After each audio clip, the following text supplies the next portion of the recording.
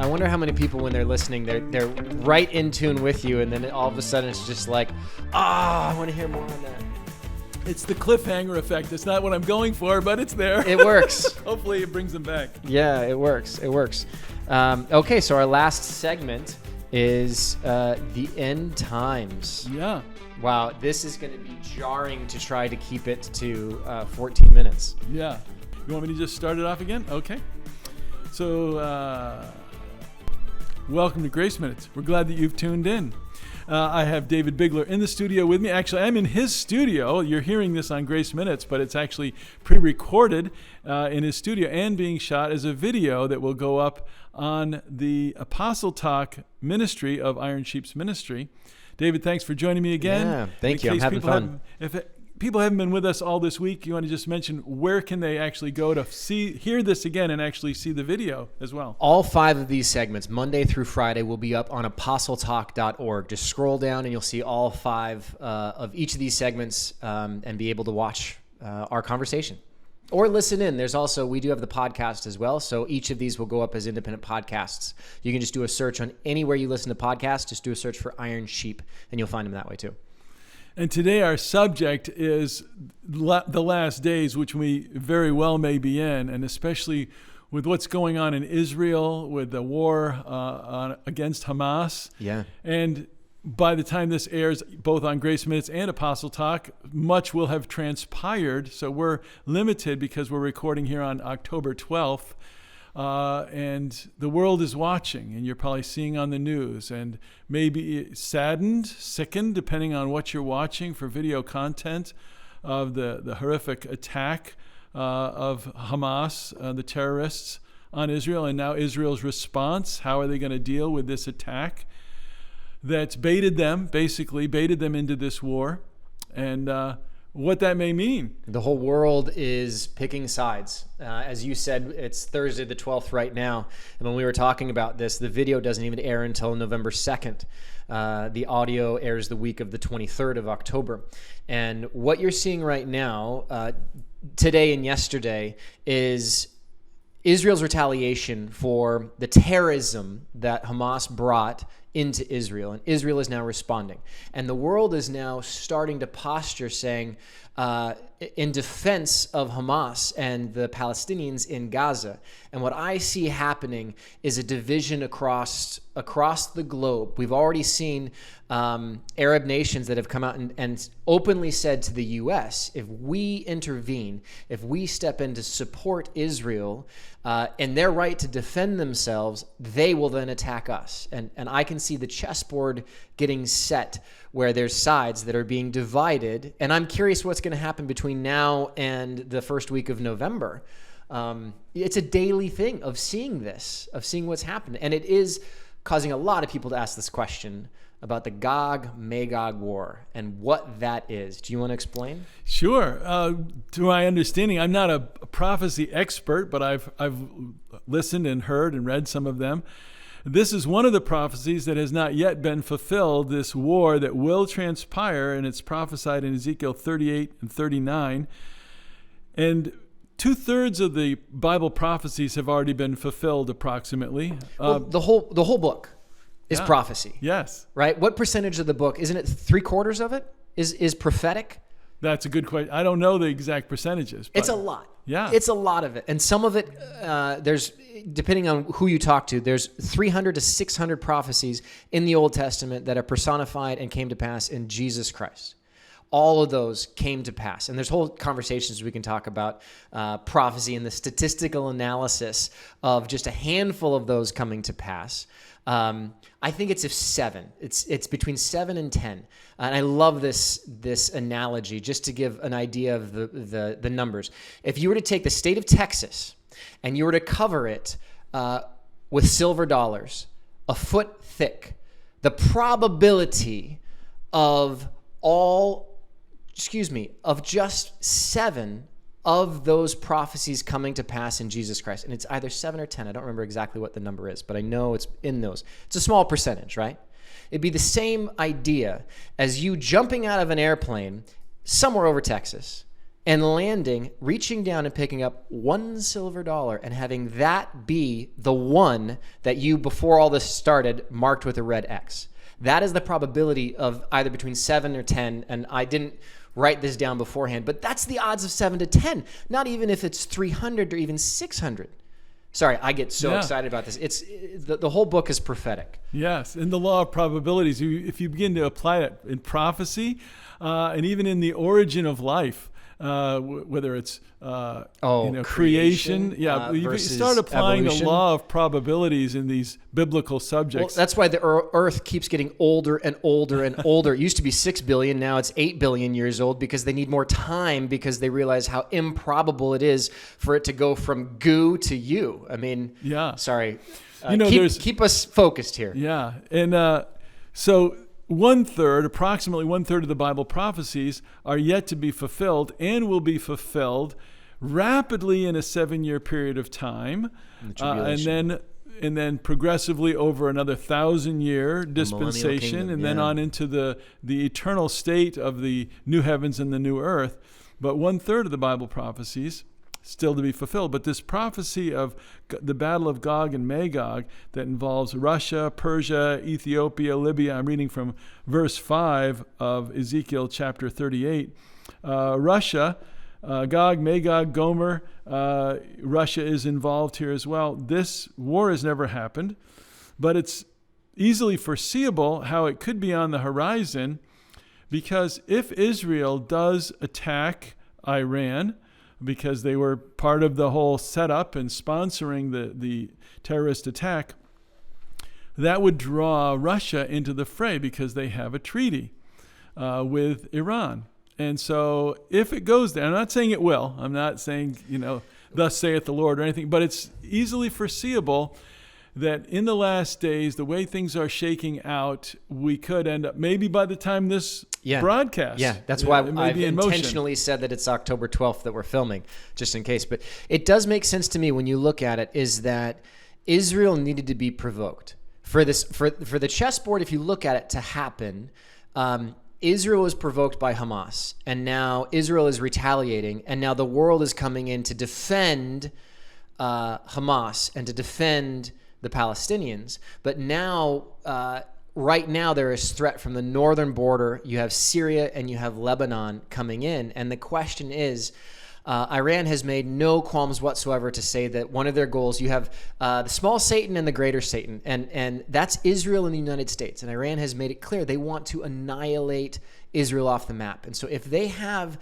the excuse to be able to do that, they might. But then at the same time, Israel cannot afford, this is the whole nuclear debate. If Iran gets a nuclear missile, if you're the state of Israel and you know that this massive Arab nation has come out and said they want to annihilate you, and they're trying to get a nuclear missile, you can't afford that. If one nuke goes off, Israel is so small, they're annihilated. They can't afford for that. So as you said, they might preemptively attack Iran, but Iran might also, it's like, what's going to happen? But I do believe that this could be the making of the Gog Magog war. But then again, it might not be. Yeah, the whole thought of prophecy is, once it's accomplished, once it's fulfilled, it's easy to look back and see, yes, that's exactly what God said was going to happen. But before it's fulfilled, we see through a glass darkly. I'm bringing Paul's words from 1 Corinthians 13. Before it happens, it's like looking in a dimly lit mirror. You're in your bathroom at night. You don't want to turn the light on. Maybe there's a night light in the room. It's very dimly lit. You stay long enough. Maybe your eyes adjust to the dim light. You see a little bit of your reflection. That's what it means to see through a glass darkly. That's how we view the prophecies that have not yet been fulfilled. We don't see them precisely. They're not crystal clear. But doesn't it say that as we get closer to the end, that it will become clearer and clearer and be more illuminated as we get closer? Yeah, and that we see that aspect when you see something from afar off. You can't really make it out until you get in a closer proximity. Then it becomes very clear. So, whether we're going to see the Battle of Gog and Magog before the rapture of the church or whether it happens after the rapture of the church, I don't know as it's crystal clear. So let's define that. What is the rapture of the church? Just so people know what that is. Yeah. And the word rapture is taken from a Latin word rapios, but really in the Bible, it comes from a Greek word, harpazo, which means to forcibly snatch. Harpazo, and that's what Paul wrote in his letter to the Thessalonians, that the church is going to be forcibly snatched. It's a snatch. It's quick. It's a grab. And Jesus said he comes as a thief in the night. Nobody is going to expect it. In fact, he said specifically in Matthew 24:44, therefore, I'm quoting Jesus here, therefore you also be ready, for the Son of Man is coming at an hour you do not expect. So that could be today. Tonight, right now, before you, will this even air if the rapture happens? I doubt it. This won't air. But that'd be awesome. Yeah. There isn't a problem I have that wouldn't be solved by the rapture. Yeah, that's true. Looking at the prophetic timeline of the things that are going to happen, I believe in looking at all the elements, Israel becoming a nation in 1948. Damascus is one of the prophecies that Damascus would be a parking lot. That is a prophecy that hasn't come to pass yet. That is one that's still waiting. And the Gog Magog war, those two things are independent of the tribulation, which is that 7-year period, which is going to be started. I believe that it all comes to be. So think about this for a second, is that we know the Antichrist is going to come on the scene. And what's he going to do that's going to get the whole world's attention? He is going to sign a peace treaty between Israel and the Arab nations. So this whole idea of the Gog Magog war happening right now, and then this world leader coming on the scene that is not going to come out and say, I'm the Antichrist. No, the world is going to love him, and because he is going to usher in this peace, which I believe will be the beginning of the 7-year tribulation. Now the question is, well, when is the rapture going to happen? And I believe that it could happen at any moment. There is nothing that has to happen in that prophetic timeline in between now and then. Yeah, the doctrine of eminency. Yes, I love that. Explain that. And that nothing on the prophetic timeline has to happen. Some things may happen before the church is snatched out, but nothing has to happen before the church is snatched out. If you believe, so there's pre-trib, mid-trib, and post-trib rapture is the different theories. So 7-year period, 3.5 years in is mid, and then post is at the end of it. The argument that I have for pre-trib is that how would you change how you live your life if you believe in a mid or a post-trib? Because you're going to wait for these things to happen. You're going to wait for that peace treaty to be signed. You're going to wait for the temple to be rebuilt. But the Bible, Jesus makes it clear, we need to be ready now. We need to live our life, as I said, I think I said it in the last segment, is that we need to be ready to go, which means being ready to stay. Being ready to stay is being ready to go, and being ready to go means ready to stay. We need to speak truth to our friends with boldness because the rapture could happen tomorrow. But at the same time, if the Lord tarries, a day is 1,000 years. So it might not happen for 100 years, but we need to live our life as if it could happen tomorrow. Yeah. You mentioned the pre-trib rapture, mid-trib rapture, post-trib rapture, which there may be some of those, but there's a new terminology for the mid-trib rapture. They like to call it the pre-wrath rapture. And I understand why they prefer that terminology, but it's really all the same thing. I have a friend that changed his position, his doctrinal position, and he's still a friend, and we can agree to disagree. He's a great man of God. Love him dearly. In fact, he was a guest of mine on the Grace Minutes program, and he told me, he said, before we go in, I just want you to know I switched to the pre-wrath theory. I said, well, that's interesting, because I'm waiting for Jesus Christ, and you're waiting for the Antichrist. And he laughed just like that, and we went in and did the broadcast. Let me just say one thing. I know we're getting very short on time. This is all theory.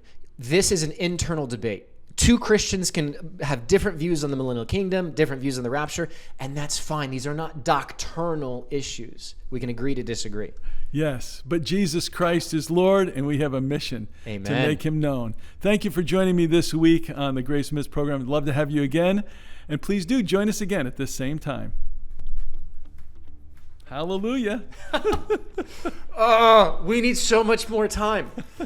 We need so much more time. Well, the nice thing is, you know what? Maybe you and I can continue this conversation and do individual apostle talks where and maybe it's not called apostle talk. Maybe it is just this individual little piece. You know what? I'm going to put it out there because we're still doing apostle talk. If you would like to have David Moore, Pastor David Moore and myself, have conversations on different subjects on a periodic basis that are not restricted by time, but are simply restricted based on content and conversation, send me an email. info@ironsheep.org, and let me know that's what you want to hear and to see. As I spoke about at some point, time is so difficult. We have so little time between you and all the different things you have going with Greater Grace and the church and Grace Minutes and all this stuff that I have going with Iron Sheep. If we know that there is a desire and a call, in my mind, that is the Holy Spirit opening up a door saying that there is desire for you to do this. And this might be the impetus that brings that about. So if you want to see that, email me, info@ironsheep.org. And if you want to listen, continue to tune in to Pastor David Moore, Monday through Friday from 3:45 to 4 p.m.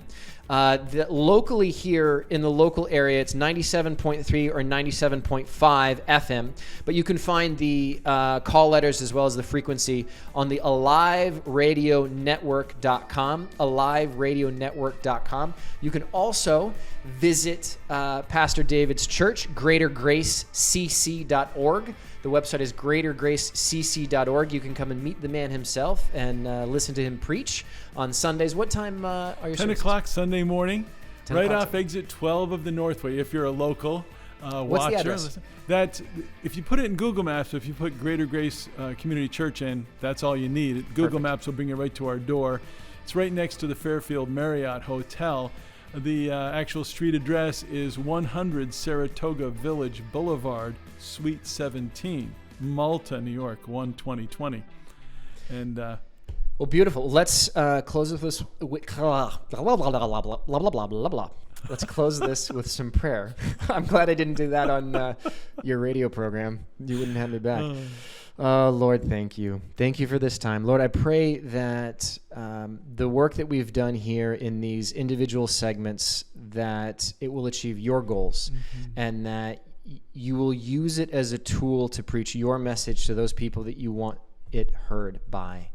Thank you, Lord. I pray that you will continue blessing Greater Grace as a church, that you will put a hedge of protection around Pastor David and his wife and his family, and that you'll continue to use him and bless him as he proclaims your word boldly. I pray also that you will continue to bless Grace Minutes, and that you'll continue giving him inspiration for what you want shared on your radio program that you've given him responsibility over. We pray all this in Jesus' name. Amen. Amen. Thank you, sir. This was a blast. It was fun. An experiment. We'll see how it works out. Awesome. Be well. We'll see you on the next one.